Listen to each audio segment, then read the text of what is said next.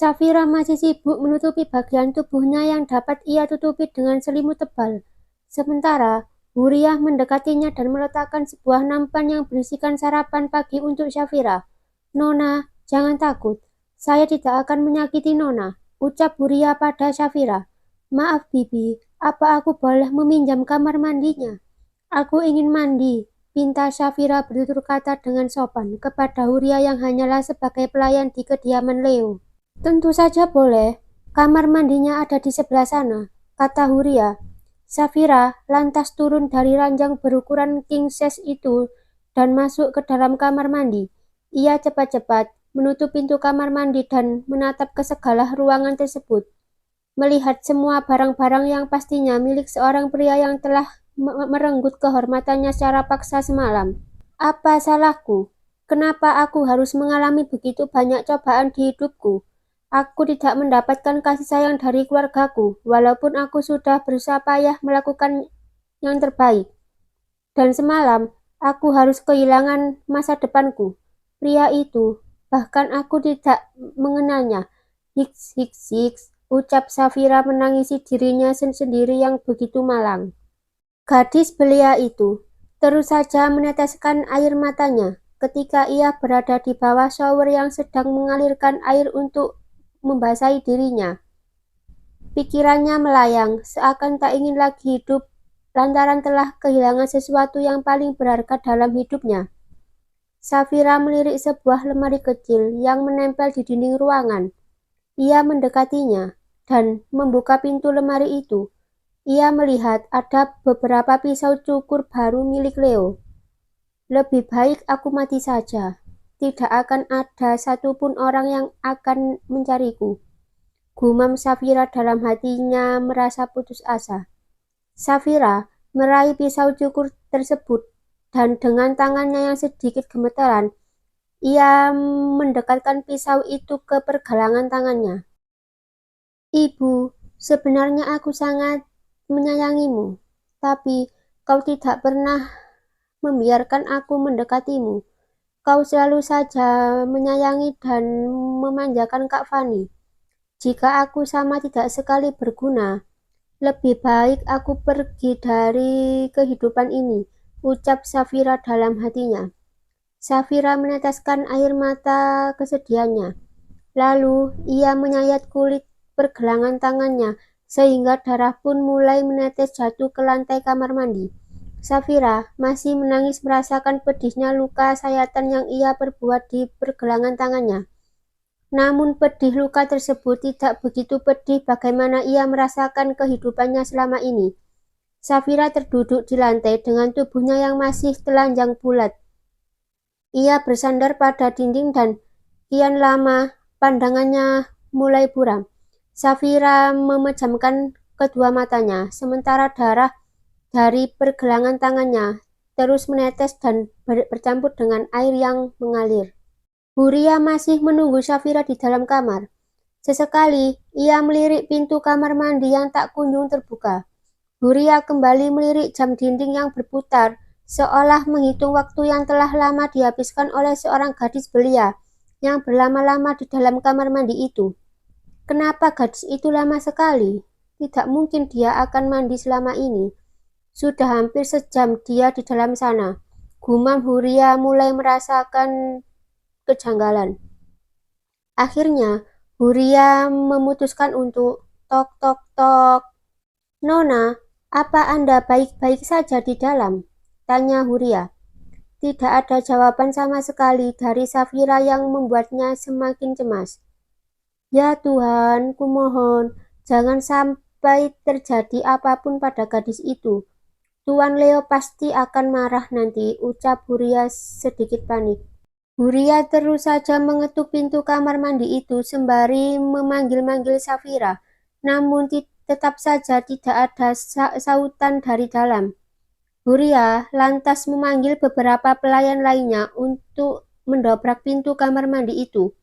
Mereka pun berusaha untuk mendobraknya, hingga sampai akhirnya mereka berhasil membuka pintu itu lebar-lebar dan melihat Safira sudah terbaring tak berdaya dengan pergelangan tangannya yang terluka. Cepat, panggilkan dokter, seru Huria pada pelayan lainnya.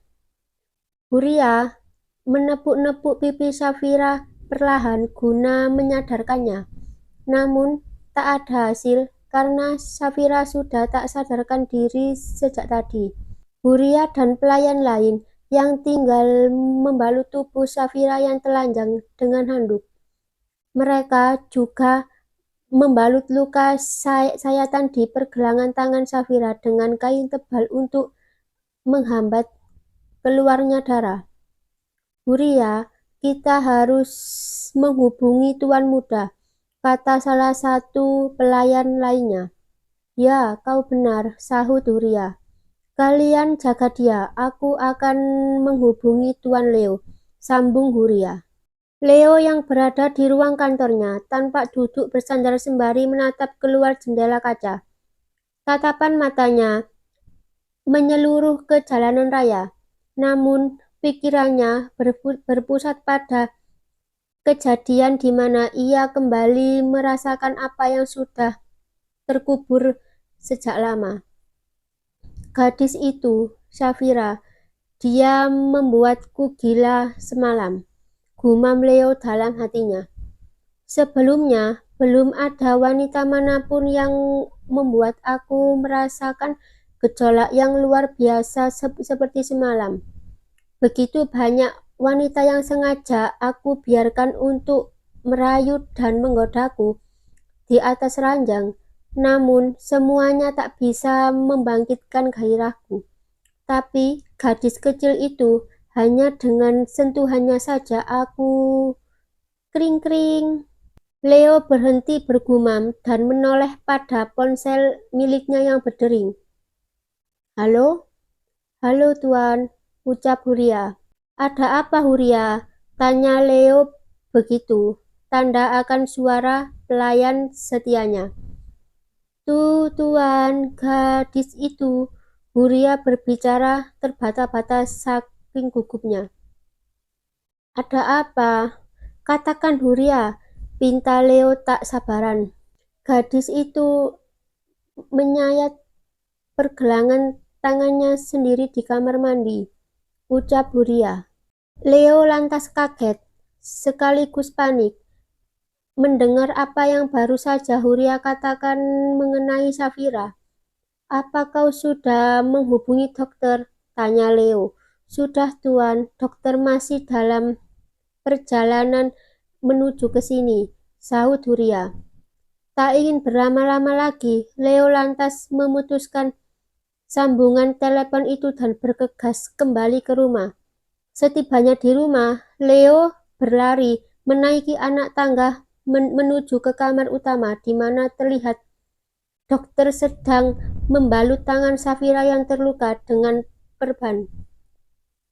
Satu kantung berisikan darah pun tampak menggantung di sisi kanan Safira.